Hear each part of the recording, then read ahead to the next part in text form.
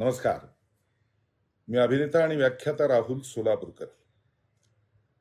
पुन्हा सर्व बांधवांशी संपर्क एका वेगळ्या कारणासाठी करतोय. 2 स्पष्टीकरणं देणं आवश्यक वाटलं म्हणून. माझ्या एका 23 नोव्हेंबरच्या पॉडकास्टमधील 2 वाक्य काढून मध्ये प्रचंड गदारोळ माजला. हिंदवी स्वराज्य संस्थापक छत्रपती शिवाजी महाराज यांच्या आग्र्याहून सुटका या प्रसंगाविषयी बोलताना माझ्याकडून एक चुकीचा शब्द बोलण्याच्या ओघात गेला होता आणि त्यावरनं अनेक शिवभक्तांच्या भावनांना ठेस लागली आणि त्याबद्दल मी जाहीर माफी मागितली. माझं त्यातलं म्हणणं एवढंच आहे की मला तो शब्द असा विषय नव्हता, तर महाराजांच्या राजनीतीविषयी बोलायचं होतं. त्याचं कारण त्या विषयावर अनेकांनी व्हिडिओ केलेले आहेत. जदुनाथ सरकारांपासून अनेकांची कागदपत्र त्याविषयीची उपलब्ध आहेत. मला फक्त महाराजांनी हुंडी वटून राजकारण कशा पद्धतीने केलं आणि सुटका करून घेतली हिंदवी स्वराज्यासाठी हा विषय बोलायचा होता. पण लाच हा शब्द बोललो आणि त्यामुळे अनेकांच्या भावना दुखावल्या. त्याबद्दल मी जाहीर माफी मागितली, आजही परत मागतोय. आज एक नवीन विषय परत समोर आलाय. भारतरत्न बाबासाहेब आंबेडकर यांच्याविषयी मी काही वक्तव्य केलंय असा. छत्रपती राजर्षी शाहू महाराजांची भूमिका करताना त्याच्यामध्ये एका प्रसंगामध्ये एक विषय होता की वेदांमधलं एक वाक्य आहे, धर्मोश्चर्या जगन्य वर्णः पूर्णम पूर्णम वर्णम आपद्यते जाती परिवृत्तौ.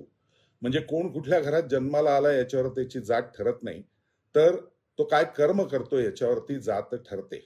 गुणकर्म विभागशः असं जे गीतेमध्ये म्हणलेलं आहे ते. आणि त्याचा उल्लेख त्या मुलाखतीमध्ये करताना दुसऱ्या एका मी असं म्हणलेलं होतं, कारण मी अनेक ठिकाणी शाहू महाराजांवर व्याख्यानं दिली, त्याच्यातही हे सांगतो की समजा श्रीमंत थोरले बाजीराव पेशवे यांचा विचार केला तर ते भट म्हणून जन्माला आले तरी हातात तलवार घेतल्यामुळे क्षत्रिय ठरतात. या न्यायाने मी म्हणलं होतं रामजी सकपाळांचे चिरंजीव भीमराव आंबेडकर हे अभ्यासाने इतके मोठे झाले की त्या अर्थाने ते ब्राह्मण ठरतात. हे वेदांमधलं जे वितरण आहे चातुर्वर्ण्याचं त्याविषयी मी बोललो होतो आणि ते गुणकर्म विभागशः आहे असं मी बोललो होतो. त्यातलीच 2 वाक्य काढून आज पुन्हा काही लोकांची मनं कलुषित करण्याचा प्रयत्न केला जातोय.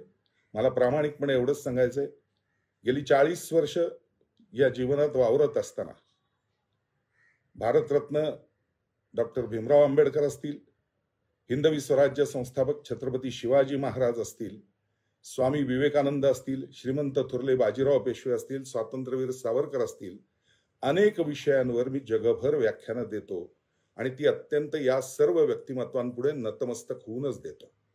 40 वर्षात या सगळ्यांचा आदर्श घेऊनच पुढे जाण्याचा प्रयत्न मी आजपर्यंत केलेला आहे. हे ज्यांनी माझी व्याख्यानं किंवा वैयक्तिक आयुष्य पाहिलंय त्यांना हे सर्व माहिती आहे. तरीही हे का केलं जातंय याविषयी मी मात्र अनभिज्ञ आहे.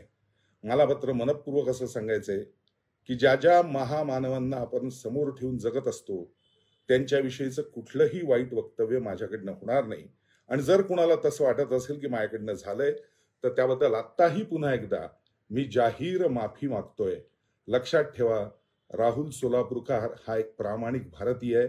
माझ्याकडनं असा कुठल्याही महाव्यक्तिमत्वाला कलुषित करण्याचा प्रयत्न स्वप्नात सुद्धा होऊ शकत नाही.